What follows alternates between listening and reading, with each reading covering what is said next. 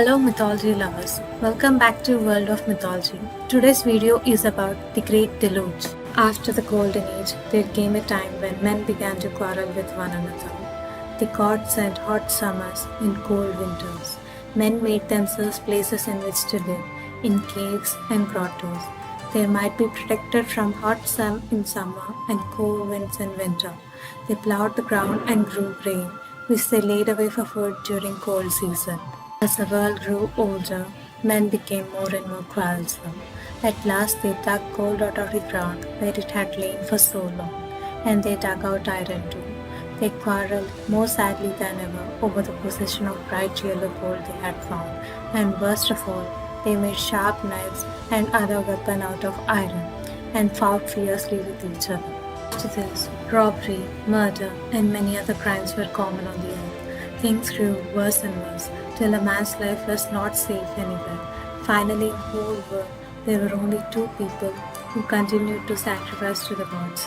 These two were Deucalion and Pyrrha, who were good and gentle, like the people who had lived in the Golden Age.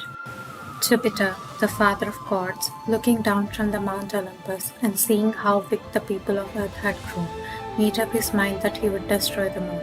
So he shut up the north winds in the caves of Aeolus and sent forth the south winds, for the south winds was the wind that would bring the rain. Clouds gathered over all the earth, and great drops of rain began to fall, slowly at first, then faster and faster.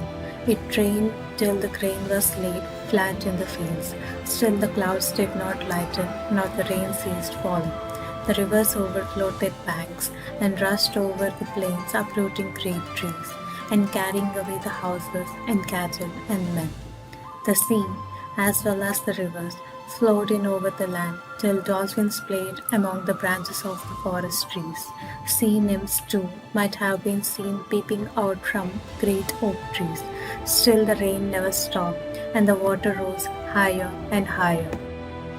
Men and animals made their way to the hills as well as they could. Wolves, lions, and tigers swimming side by side with the sheep or cattle, all in one common danger. They made their way first to the hills and then to the mountains. But the water came creeping up, till all but the tops of the highest mountains were out of sight.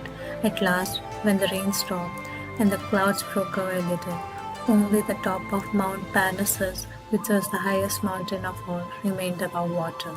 Deucalion and Pyrrha were sailing in a little ship which they had managed to keep afloat. When they saw that the top of Mount Parnassus was still out of water, they anchored their ship there and sacrificed to the gods. Now, as we know, Deucalion and Pyrrha had not become big like the rest of the mankind. When Jupiter saw that only these two were left, he sent out north winds to blow away the clouds. Then Neptune, the god of sea, sent his chief Triton to blow a long twisted horn, and the sea herd went back to the place where it rightfully belonged. The waters rapidly fell away, the earth appeared again. But what a change! Everything was covered with a dismal coating of yellow mud, and it was so very still, not a sound from any living thing. Deucalion and Pyrrha felt as if even the sound of quarreling would have been better than such perfect silence. Nearby, with its fire out and covered with mud, was a great temple of one of the gods. Deucalion and Pyrrha felt a sense of companionship in its familiar porch, so they went and sat in the shade, wondering what would become of them, they too, alone in such a great world. Then a mysterious voice told them to throw the bones of the Great Mother behind them. It sounded like a friendly voice, but neither Deucalion nor Pyrrha could imagine what was meant by the bones of their Great Mother.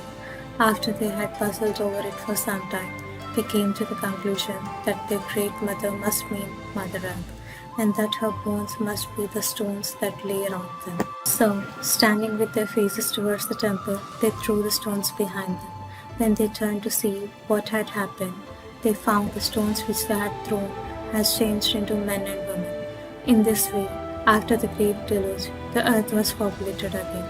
But it is also be feared that some of the people of this new race had hearts as hard as the stones from which they were made. Thank you for watching. Please don't forget to like, share, subscribe, and comment down below.